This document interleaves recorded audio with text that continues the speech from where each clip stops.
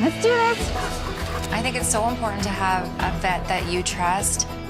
We have Mushu, the cat, coming in for some ongoing skin issues. Oh, yeah. I really hope we can figure out Mushu's skin problems today. This is Dandelion, our family milk cow, You're pretty cute. but she's more of a pet than anything. It's been a long time since I've ultrasounded a cow. We might have to go into his abdomen to look. Across the country, Be nice. Indigenous vets are using their knowledge and skills Good little baby. to help the animals we love stay happy and healthy.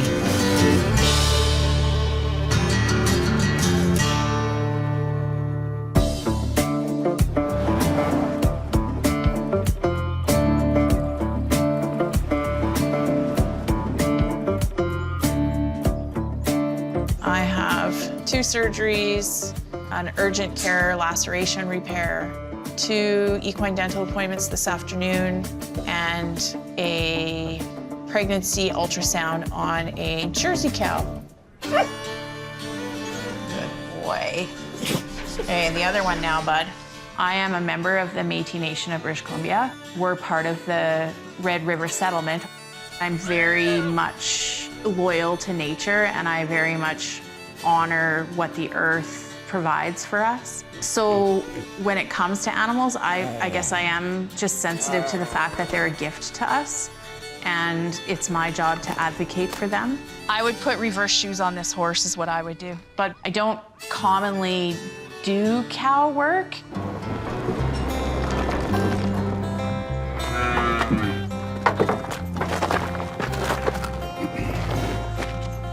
Come on.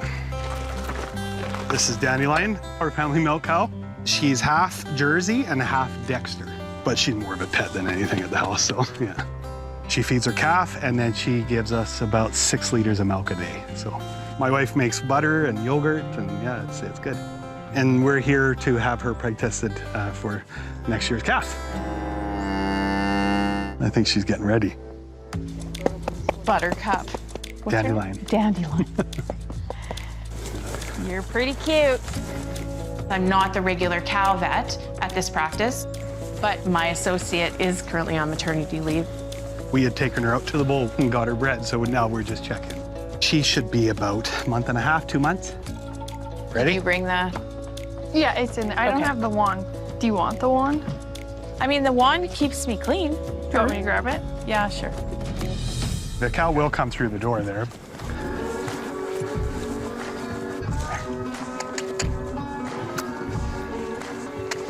Come on, you.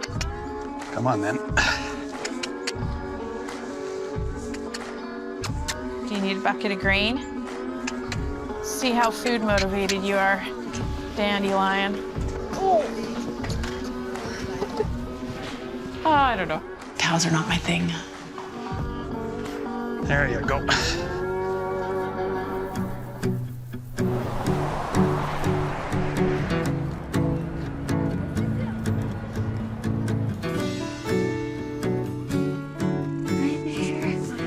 I'm Dr. Alsnick. I know we met a couple months ago. So we have Mushu, the cat, coming in this morning. We've actually seen Mushu a couple times in the last couple months for some ongoing skin issues. And so he's back again today. I think it's with more skin issues. Hey, Mushu. I don't know. I brought Mushu in today because he's had some consistent sores on his armpit area. Mushu is my first cat. He's very confident. He likes everyone he meets. He comes right up to you and nuzzles himself and gets all of his orange fur on your pants. Can you tell me how Mushu's been doing recently? He's been good. He was on the last medication, and the sore was gone completely. And then I noticed the sore came back. Okay. We'll take a peek at it for sure. I think about it all the time of why he has the sore and why it's not getting better. Yeah, it makes you sad because you're like, what's wrong? And they can't talk, so you can't get them to just tell you what's wrong. Okay. Oh, yeah. That guy there. Oof. It is pretty raw, hey? Right away, I can see there's this crusty, kind of ring-like area on the skin that clearly he has either pulled out or has licked to a point where it is no longer much hair there. I can imagine that being pretty painful. Oh, bud. I really hope we can figure out what Mushu's skin problems are today. It's not normal for kitties to get crusty, weird patches on their skin. I'm mostly worried about what is the root cause of this. I'd love to sample it and see if it's actually infected or not. I know it feels weird, but you're doing great. Good job. This one's real easy. We're just gonna smear it on your skin. Skin issues are so challenging because it takes a lot of trial and error to find out what's going on, but there is a method to our madness. It can be underlying more serious things, like if there is a parasite there, if there is a skin infection, that can make that cat really uncomfortable. For Mushu, I'm looking to see if there is any signs of infection, any bacteria or yeast, or signs of inflammation like white blood cells. Good news is I'm not seeing too much. Hello.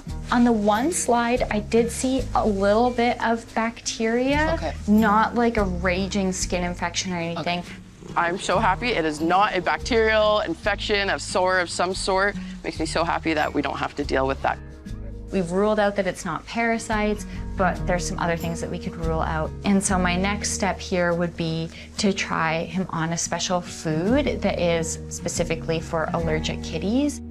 The plan for Mushu is we're gonna try him on a special diet and see if maybe he's allergic to the food that he's been eating, and this is what's causing his skin issues. Now, in theory, they say anywhere from 8 to 12 weeks it can take to have its full effect, so don't lose hope if like he has a bit of a flare-up. We might just have to wait it out, and then we move on to our next rung of the ladder of what we do. Not everything is an easy answer, but hopefully this is what's causing his skin problems, because it's fairly straightforward to fix. I ordered his food, and hopefully that can help. Thank you.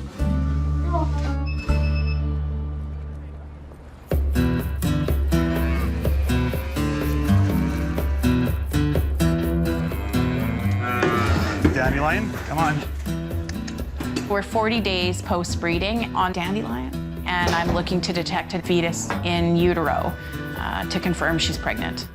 Slide in there somehow. Okay, perfect. I barely ever use it. Clearly. It's been a long time since I've ultrasounded a cow. Oh, there. That's her bladder. There. This is her pelvis down here. Easy, darling. It's very full of fluid.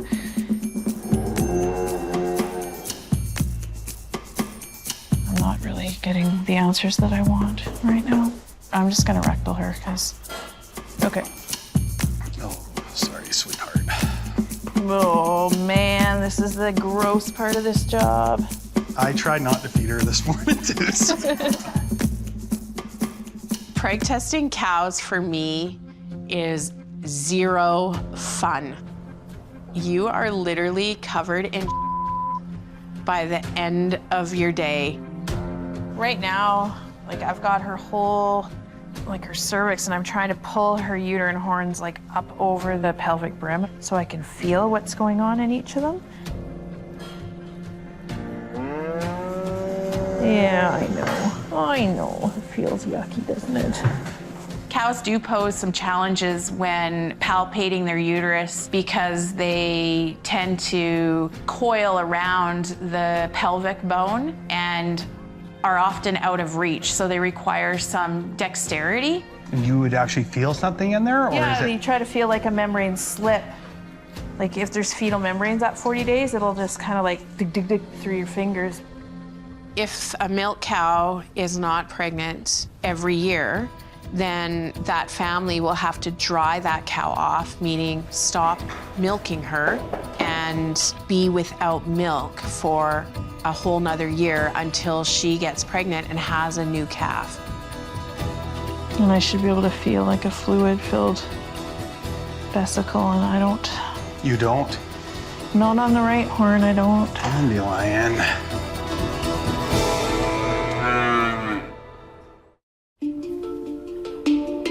All right, we'll try this one more time. Sorry, baby girl. So we have a homesteader family that wants to raise their own milk for their family. They brought their cow in to have a preg test done on her. Easy, babe. I know, you're tired of having an arm up your butt. I am a little frustrated that I'm not getting the answer as quickly as I expect, because with a horse, I would be done by now. What's that there? It's a little black. Yeah, those are black dots. Just a fluid-filled vesicle, right? Mm-hmm. Like this is bladder here. It's full of urine. I haven't seen anything fetus-like. There's fluid everywhere. I was still, at that point, a little unsure about what I was seeing on the ultrasound. Oh. There, that might help. I might be better now that she had a big pee. And actually, now that I'm in here with the transducer, like her bladder will be a smooth lining and she just emptied her bladder. So now all of a sudden life is great. That's got to be her uterus. Yeah, right there's the babe. I can see it. Yep, it has a heartbeat, yep. There it is, right there. Where you said heartbeat, where can you see that? You won't be able to count it, it's just a flutter. Right there, you can see it right there. Right there, yep. It's tiny, teeny, it's 40 days, it's not very big. Cool. I was able to identify there was a fetus present and was able to confirm that there was a heartbeat as well. Right on, guys. All right. And now we can just take her home and let her be a cow. Good news is that there's a heartbeat and a calf in there that's 40 days old, so it's good. It's all ready to go now for next year. We're going home. Let's go.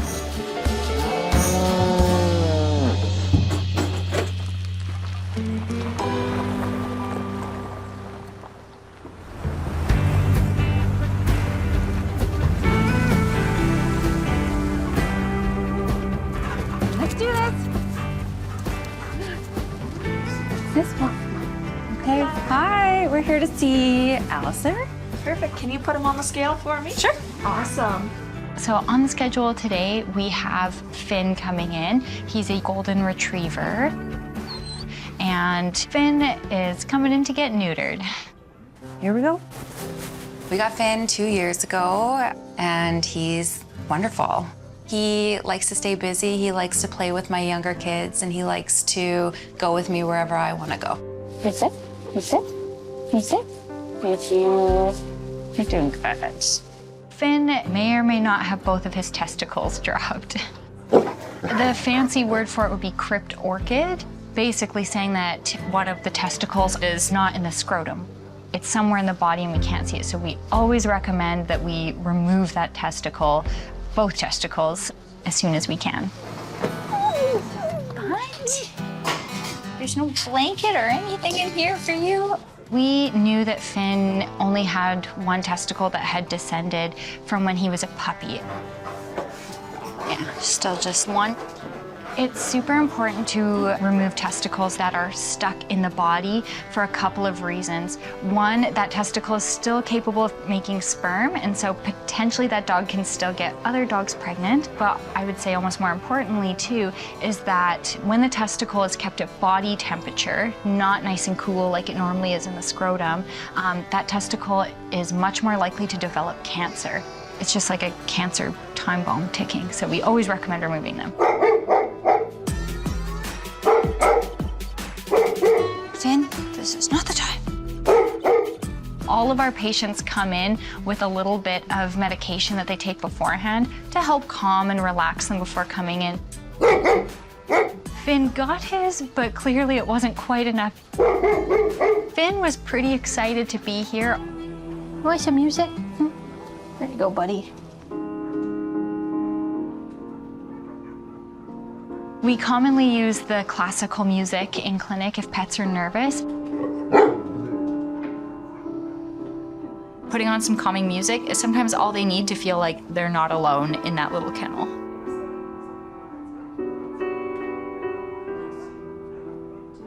So right now I am getting ready for Finn's operation. There are so many benefits to having a calm animal before surgery. If an animal is really fearful and stressed, they are going to experience pain more than an animal who is calm and relaxed. For all the other pets in the hospital as well, having one animal that's crying and not having a good time can kind of stress them out as well. Come on. I feel nervous. There's obviously risk of complications, but I know Finn is a pretty strong pup, and he's in really good hands. How are you feeling, bud? So now we're just going to flip him over.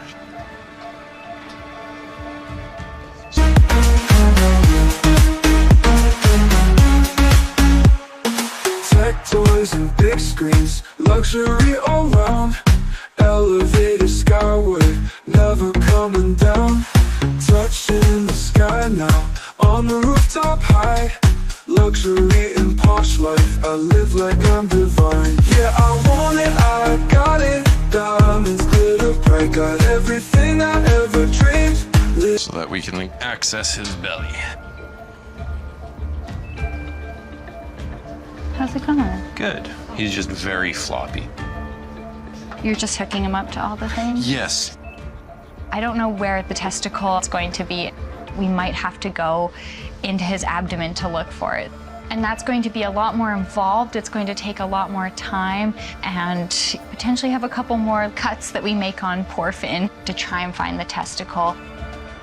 I'm just gonna get in here. Right away, I'm just having a feel of his scrotum, making sure that there's still one testicle present. Yeah.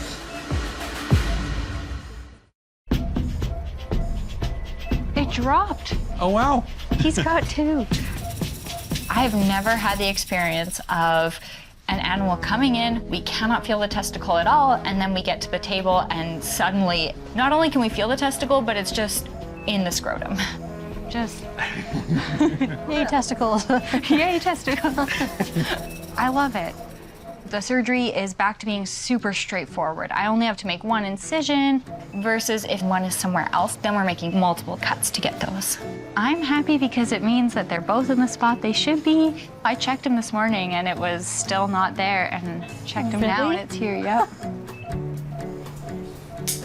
He listened to some classic calming music. He's under and it just, Classical's his thing. That's crazy. All the stars aligned, and it just happened like magic when it needed to happen. I don't know if it was him being nicely relaxed or some calming music or what it was, but I was elated that that had happened. It's like a storybook. It's like a fairy tale. And now we'll start. Oh, Finn, your mom's gonna be so happy. All right. I like to take off the testicle first, and then I tie my knot down to close off the blood supply after. And then I usually put 2 sutures. All right, 1 testicle down, onto the second. Potentially, if you're cutting into the abdomen to find that testicle, that's a bigger incision and more layers to close. This operation is much, much quicker. It's looking good, so I'll start to close it up. All right, all done. I love doing surgery, but there's so many best parts of my job. I like to help people navigate through all aspects of pet ownership. Honestly, really from as soon as they enter the door until the very end, we're there to help. I know, you just want to run over. Okay, you're good to go. You did so good. Well, I'm really relieved that Finn didn't have to go through more than he needed to. Good job. You did so good. I think it's so important to have a vet that you trust. Sometimes there's things that are going to happen, and to have someone that you can book an appointment and feel completely at ease has been so great, especially with this neutering surgery. What's next is a couple days rest and continue on with the rest of his life.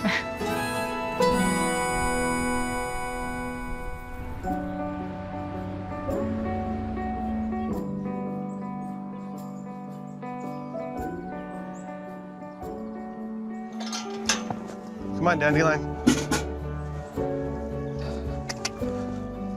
Come on. I think the owner was very excited that she was pregnant. And it is important that a milk cow gets pregnant every year so that the family or the dairy has a consistent milk supply. So this here is just like a dip, like an iodine dip. Just makes that nice and clean. There we go. So she's ready. And then I just get going. So we don't milk too much on this side because we're gonna let that another calf drink. They're pretty committed to that cow and they love her. It's the daily routine. This one here was born in like early March. I think he drinks it faster than I can milk it. Just to know she's going to calf, that she is pregnant, kind of sets things a little bit more in confidence, I guess, for what next year is going to look like.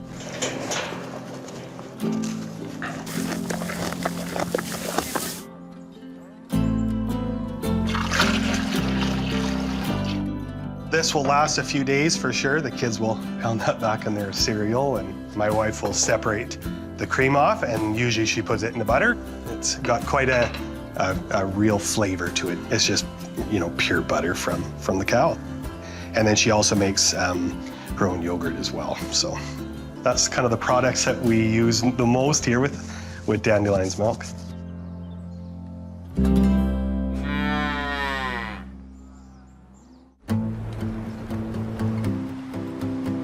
Let's go, bud. Finn's back to his usual self. I think his recovery has gone really well. He took a couple days to rest and sleep, but he was back at the dog park within 3 days. He likes to play, he likes to move, and he really didn't stop that much after the surgery. That's nice. My dogs bring a lot of love in our family. Our puppies always keep us outside, they keep us moving. Whenever there's a space in any one of our beds, Finn is always next to us.